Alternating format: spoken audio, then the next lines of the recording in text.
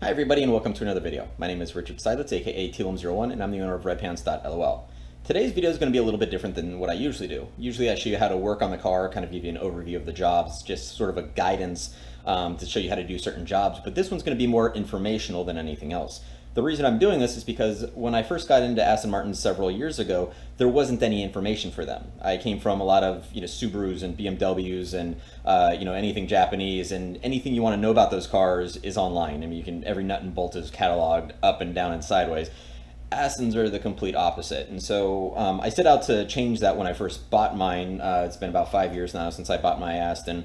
I set out to change that, and so that's why you'll see a lot of me popping up over the forums and online and doing these videos, because I've noticed that there's nothing out there, so I might as well catalog it. So today I'm going to talk about the intake system on a V8 Vantage. There's not a whole lot to it. It's pretty standard for a car, but because of Aston's packaging, you have to know where things are. Everything's kind of hidden away.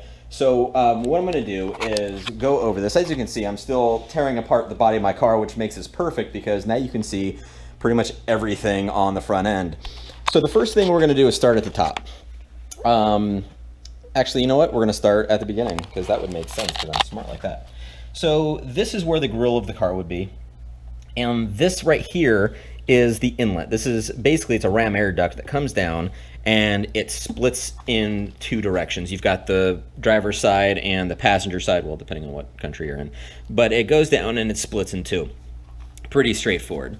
That goes into this air box. And what you're going to notice here is I have this extra flap. And what this does is it opens up at a certain RPM and throttle load. It's part of the it started off as the N400 package, which bumped power up from 380 to 400 horsepower and added about 8.5 foot-pounds of torque. This is a retrofitted item on my car. It's something that was offered as, it's called the Power Pack, as the retrofit for the V8 Vantage. It comes standard on certain other cars like the V8 Vantage S and the V8 Vantage GT. This is a standard feature. If you don't have this here, if this is just more of this corrugated plastic like this and this vent isn't, this opening flap isn't here, that's because you have a standard air box. The giveaway is the intake manifold, which is what I'll show you. Well, I'll show you again here in a minute.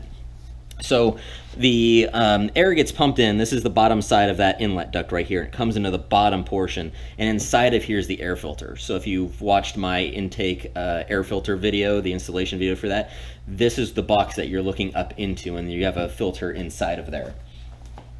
Around here, you can see that these are, let's get this guy out of this, the corner light connector. This is the control for the vacuum hoses, which you'll see above as well for the that extra flap. And again, if you have the standard air boxes, you won't have this on here.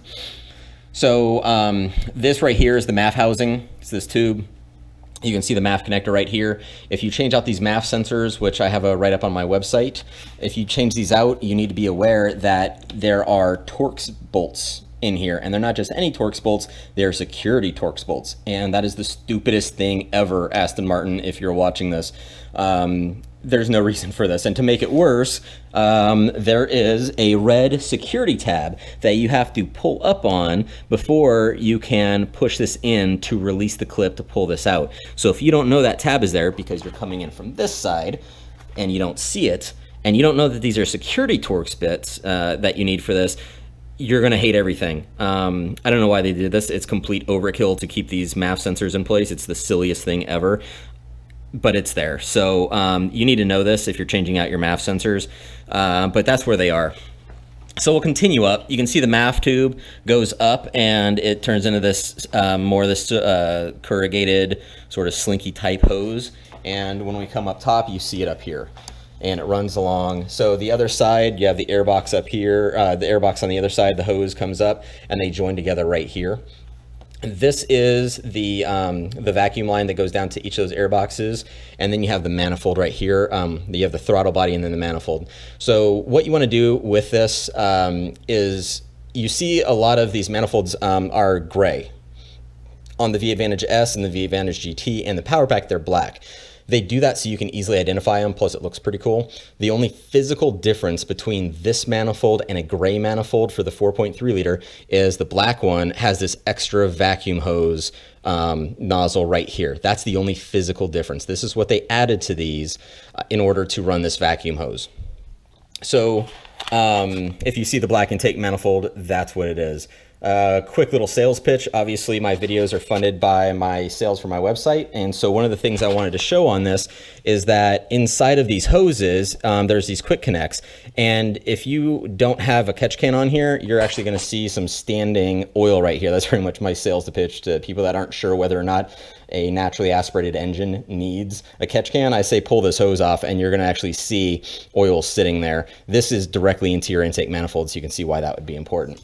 So that's pretty much an overview of the intake system. There's a lot of other vent hoses and stuff that connect to it. These are basically pressure reliefs for the valve covers. You can see right here and here, those go to the valve cover and dump in. This one actually dumps back into the oil sump reservoir. This one over here goes down under the engine. I believe it connects on the other side.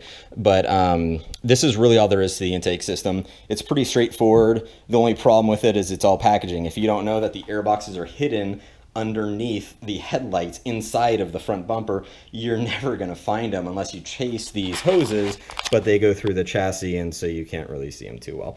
So I'll be doing some more of these videos and continuing to catalog the various components on Aston Martins. So if you have any questions in the meantime, you are free to email me, rich@redpants.lol, or you can do it through the contact page on my website, redpants.lol. Thanks.